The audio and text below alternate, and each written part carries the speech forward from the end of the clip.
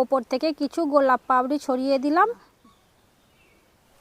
নমস্কার বন্ধুরা, অন্নপূর্ণা হেসেলে সবাইকে স্বাগত জানিয়ে আবারও চলে এসেছি একটি নতুন রেসিপি নিয়ে।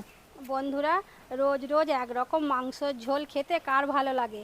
তাই আমরা একদম ভিন্ন স্বাদের একটি চিকেনের রেসিপি নিয়ে এসেছি।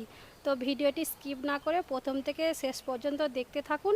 আশা করছি আপনাদের খুবই ভালো লাগবে, আর স্বাদেও লাগবে দুর্দান্ত। চলুন শুরু করছি আজকের রেসিপি।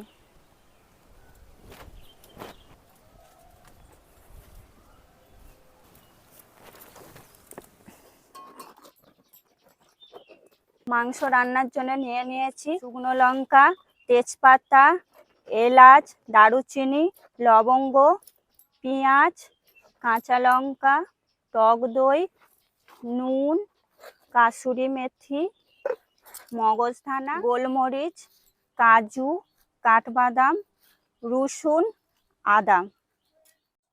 প্রথমে আমি কুচিয়ে রাখা পেঁয়াজগুলি বেটে নেব। তারপরে আদা রসুন বেটে নেব।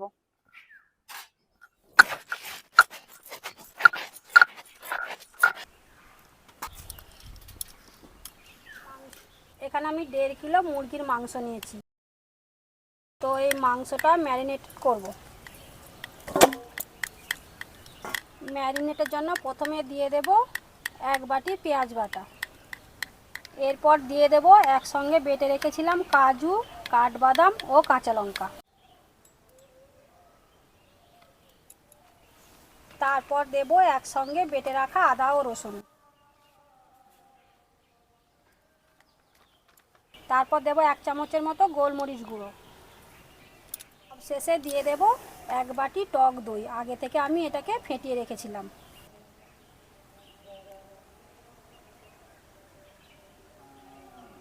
তারপর দেব স্বাদ মতো লবণ। এরপর সবগুলোকে একসঙ্গে ভালো করে মিশিয়ে নিতে হবে।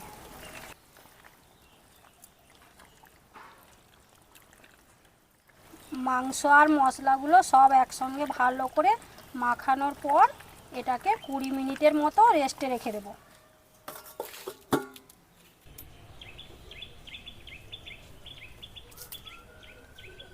কড়াই গরম হয়ে গেছে, এবার আমি দিয়ে দেব পরিমাণ মতো তেল।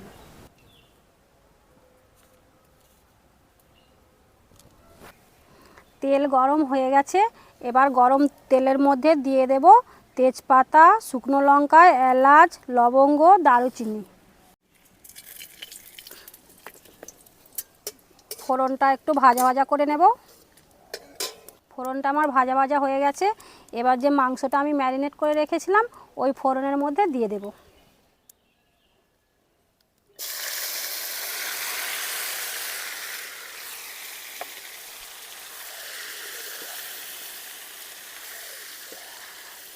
এখানে কিন্তু আমি আর আলাদা করে কোনো মশলা ব্যবহার করিনি। ম্যারিনেটের সময় যে মশলাগুলো আমি ব্যবহার করেছি সেই মশলাটা দিয়েই রান্নাটা হয়ে যাবে।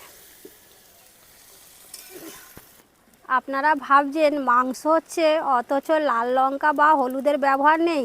হ্যাঁ বন্ধুরা, এখানে কোনো রকম আমি লাল লঙ্কা বা হলুদ ছাড়াই কিন্তু আজকে আপনাদের সঙ্গে রান্নাটা করে দেখাবো।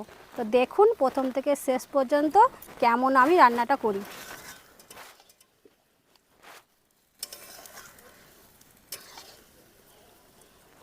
এবার আমি কিছুক্ষণের জন্য চাপা দিয়ে দেব। এইভাবে বারবার ঢাকা দিয়ে রান্না করলে রান্নাটা কিন্তু খুব সুন্দর হয়। তো এইভাবে আপনারা বারবার ঢাকা দিয়ে দিয়ে রান্নাটা করবেন। যত বেশি চাপা দেব তত বেশি কিন্তু মাংসটা ভালোভাবে সেদ্ধও হবে আর টেস্টটাও ভালো হবে। এরপর আমি মাংসর মধ্যে অল্প অল্প জল দিয়ে কষতে থাকবো। অল্প করে জল দিলাম, এবার আমি এটাকে ঢাকা দিয়ে দেব। এবার আমি দিয়ে দেব স্বাদ মতো লবণ। তো আমার আগে ম্যারিনেটের সময় লবণ দেওয়া ছিল, তাই লবণটা একটু বুঝে দিতে হবে।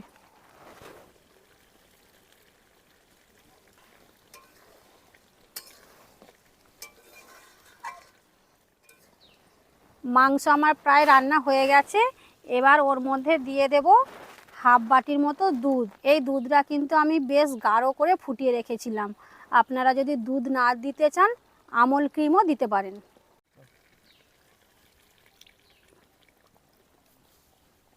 আর দিয়ে দেব কিছুটা কাসুরি মেথি।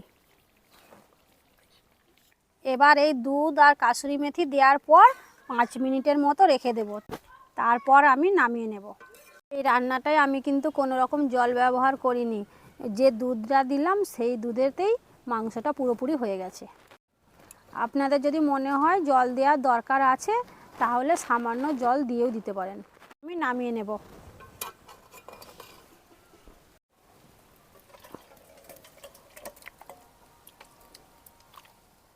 ওপর থেকে কিছু গোলাপ পাপড়ি ছড়িয়ে দিলাম যাতে দেখতে সুন্দর হয়।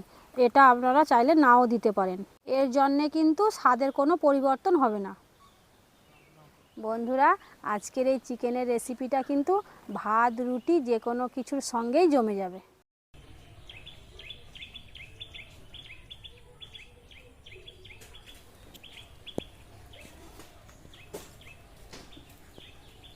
এবার ওপর থেকে সামান্য ঘি দিয়ে দেব। বন্ধুরা, রান্নাটা কেমন লাগছে আমাকে অবশ্যই জানাবেন। আমাদের ভিডিও আমরা এখানেই শেষ করলাম। তো একবার আপনারা এইভাবে রান্না করে দেখবেন, আশা করি খুবই ভালো লাগবে। দেখা হচ্ছে পরের ভিডিওতে অন্য কোনো রেসিপি নিয়ে।